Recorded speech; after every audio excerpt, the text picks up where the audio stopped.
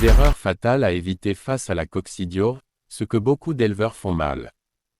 Bonsoir à tous, et bienvenue pour ce 4e épisode. Après avoir vu comment reconnaître et traiter la coccidio, dans l'épisode 3, nous allons aujourd'hui parler d'un sujet crucial, les erreurs que font la majorité des éleveurs.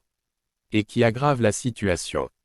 Parce que très souvent, ce n'est pas la maladie seule qui tue. Ce sont les mauvaises décisions. Première erreur, et la plus fréquente, attendre trop longtemps avant d'agir. Beaucoup d'éleveurs observent les premiers signes, diarrhée, faiblesse, mais pensent que ça va passer. Malheureusement, la coccidiose évolue très vite. Chaque jour de retard augmente les pertes.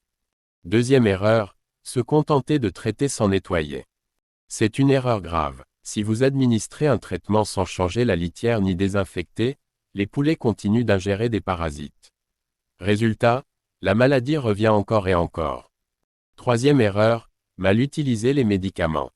Certains arrêtent le traitement dès qu'ils voient une amélioration. D'autres ne respectent pas les doses.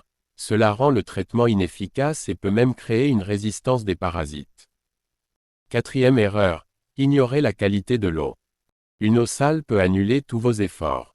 Même avec un bon traitement, si l'eau est contaminée, la maladie continue de circuler dans votre élevage. Cinquième erreur, la surpopulation. Trop de poulets dans un espace réduit, c'est une propagation rapide assurée. La coccidiose adore les environnements où les animaux sont entassés. Sixième erreur, négliger l'alimentation. Un poulet mal nourri est un poulet fragile. Sans une alimentation équilibrée, son corps ne peut pas lutter efficacement contre la maladie. Et enfin, une erreur très fréquente, ne pas mettre en place de prévention après une crise. Beaucoup d'éleveurs traitent, puis oublient. Mais sans mesure préventive, la coccidiose revient presque toujours. Ce qu'il faut comprendre, c'est que chaque erreur ouvre la porte à la maladie.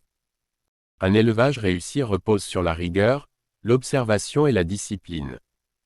Maintenant, imaginez deux éleveurs. Le premier réagit tard, nettoie peu et traite mal flèche vers la droite, il perd ses poulets.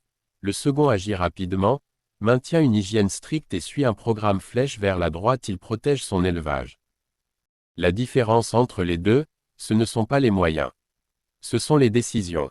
Dans le prochain épisode, nous allons voir comment mettre en place un plan complet de gestion et de prévention sur le long terme, pour sécuriser votre élevage une bonne fois pour toutes. Maintenant, dites-moi en commentaire, parmi ces erreurs, laquelle avez-vous déjà commise ou observée? Et si cet épisode vous a ouvert les yeux, écrivez en commentaire Super Goliath pour recevoir la suite de cette série et accéder à un bonus exclusif réservé aux abonnés fidèles. N'oubliez pas de vous abonner, d'activer la cloche, et de partager cette vidéo avec d'autres éleveurs. On se retrouve très bientôt pour l'épisode 5.